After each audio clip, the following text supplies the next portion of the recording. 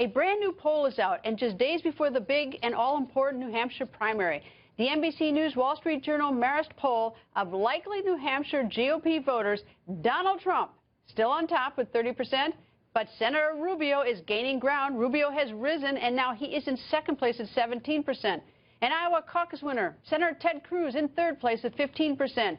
Governor John Kasich in fourth place with 10%. Governor Jeb Bush in fifth place with 9%. And Governor Chris Christie in sixth place with 4%.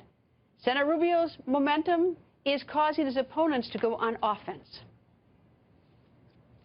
Is a guy who just has never had to make a difficult choice in his life. Marco is a talented politician. People love him, and I do too. He's a great guy, but he's not a leader. Initially, the lobbyists were all behind Jeb Bush. They've now left Jeb Bush and all gone to Marco Rubio. His record of accomplishment is slim. You watch Hillary Clinton run over that person like they're not even there. And in the Washington establishment circles, Marco is the chosen one. And just a short time ago, 2016 GOP presidential candidate, Senator Marco Rubio, went on the record from Derry, New Hampshire. Senator Rubio, thank you for joining us, sir. Thank you, Greta. All right, we're down to the wire. So in anticipation of being down to the wire, Iowa is a little different than New Hampshire. Does your strategy differ at all as you go into this final race here in New Hampshire? No, not really. I mean, our strategy is remaining the same. You go out, you talk to as many voters as you can in person, and whether it's a rally that we're going to have here tonight or in the days to come, and you tell them why you're running for president and what you're going to do when you get elected. And so we're working that very hard. We've been here since the same night of the Iowa caucuses, and we feel good about the energy and the momentum. We have to keep it going, obviously. By no means am I the front runner here. Obviously, Donald Trump's doing very well in the polls here, but we're going to keep working hard, and we feel really good about our team and our plan. All right, one of the big issues for many Republican voters is whether you can beat the Democratic candidate in November. I don't know who that's going to be, but I've heard you say that you can beat Secretary Hillary Clinton.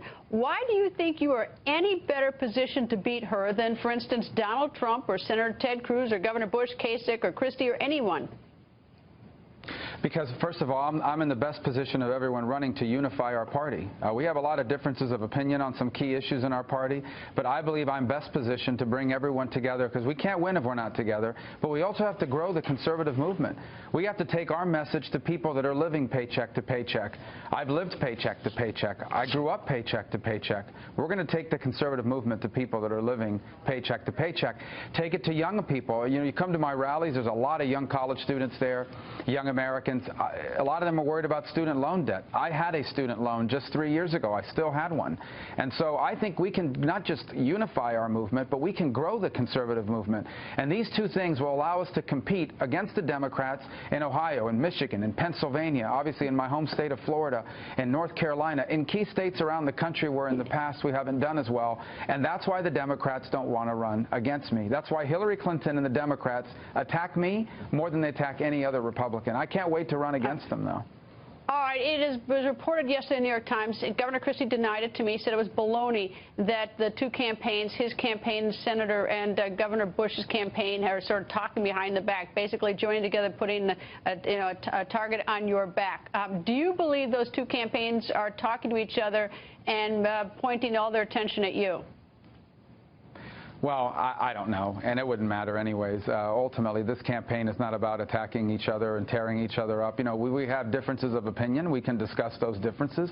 But these sort of personal and petty attacks is not what this primary should be about. It should be about finding the right candidate, which I believe I am, unifying this movement, and ultimately growing it so we can win this election. We cannot wake up to the news that a socialist like Bernie Sanders or Hillary Clinton, for that matter, is president of the United States. And that's what I'm going to keep focusing on.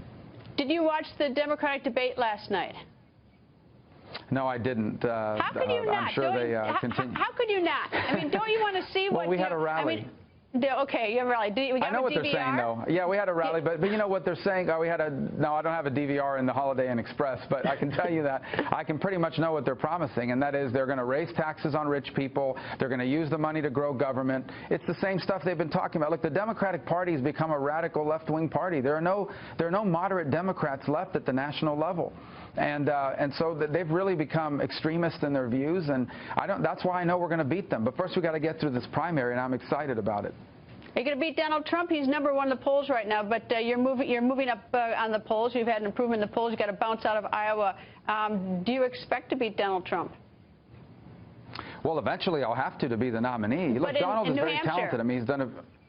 Well, I don't know. I mean, Donald's the front runner here. There's no doubt about it. He's got big poll numbers. And look, give him credit. He's been very good at drawing attention to his message about making America great again. And he's been very good at being able to do that. And he's built up a pretty substantial lead here. But we just want to do the best we can, pick up as many delegates as we can, and keep moving forward. And I feel really good about our team, our momentum, our growth. We'll see what it leads to on Tuesday night. But I'm asking everyone watching in New Hampshire, especially, to vote for me. And if you want to learn more about us, go on my website, marcorubio.com. You can learn about our stance on all these key policy issues. Senator, thank you very much. Thanks, Greta.